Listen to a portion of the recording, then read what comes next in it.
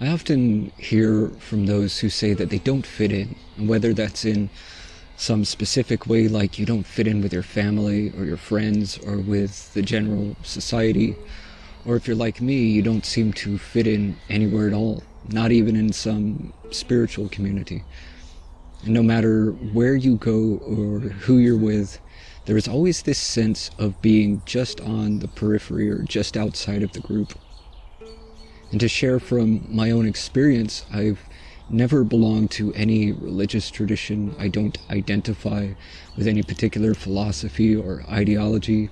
I'm not affiliated with any political party or all the other ways that we might divide ourselves up into various groups. And there have certainly been times in my life when this seemed to be the source of great frustration or alienation, loneliness, and so on. But more and more over time, I've come to see it as a blessing because it offers me the opportunity for greater perspective. And when I see, for example, those who have opposing beliefs, opposing ideologies or identities, it enables me to stand someplace outside of all of that and to see the broader picture and to recognize how even though people may have some very specific differences, usually in opinion, they also have a great deal more in common than they care to realize. And also, there is something humorous in all of this. Humorous, but also at the same time, a little sad and disheartening. That what I often see with people who are adamantly opposed to one another is that they accuse one another of the same sort of thing. So one group is saying, those people over there are all brainwashed or misinformed or ignorant or biased or whatever it happens to be. And on the other side, the other group is saying essentially the same thing about them.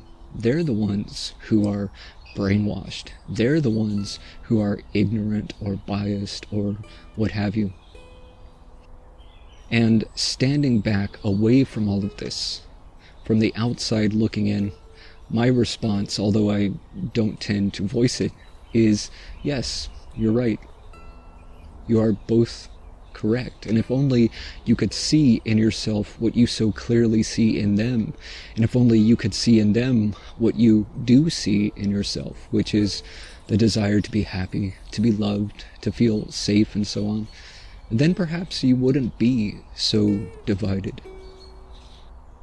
And I think at this time, when so many are so divided, when there is so much conflict, it's better not to be limited and confined to these very narrow identities and affiliations of fitting into one group or the other. It's all just illusory anyway. We're all human after all. And more than this, we're of the same essential spiritual nature, the same life energy. It's like one very wise person once said, why belong to these limited compartments when you can belong to the whole of existence? And I think it's much more wise not to be identified with any of these things so that you can stand back and observe more, so that you can have a much broader, much more expansive perspective.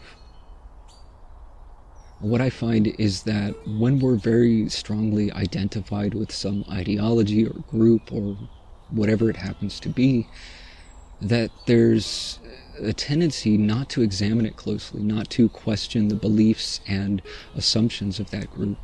And there's also the tendency to automatically reject anything that's coming from the perceived opposition without giving it any consideration, without even trying to understand it or to understand how they came to that way of thinking or believing. And who knows if perhaps they might be right, maybe not in regard to everything, but perhaps in regard to some things. And perhaps you may be wrong in some regard. But if you're clinging to an identity that depends on conforming to the group, you never even consider that a possibility. When you're not identified with any of those things, you might still have certain beliefs that lean in one direction more than the other. But there's much more flexibility, much more openness, much more willingness to question the validity of those beliefs. as well as much more willingness to listen to those who have opposing viewpoints, a willingness to try and understand, because you're not invested in some constrictive identity. Oftentimes, fitting in means compromising our own integrity. Sometimes it means compromising our own intelligence, our inquisitive nature, our own logical and rational faculties. It means compromising our ability to think freely, to perceive clearly, to form your own assessment or opinions. There's more the tendency to just blindly adopt what others in the group believe and then to regurgitate it. Oftentimes, fitting in means confining ourselves to a very narrow perspective.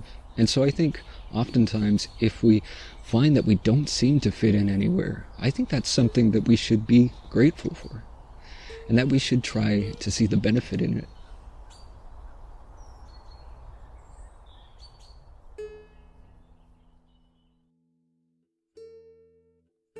If you find value in this content, be sure to like, share, and subscribe.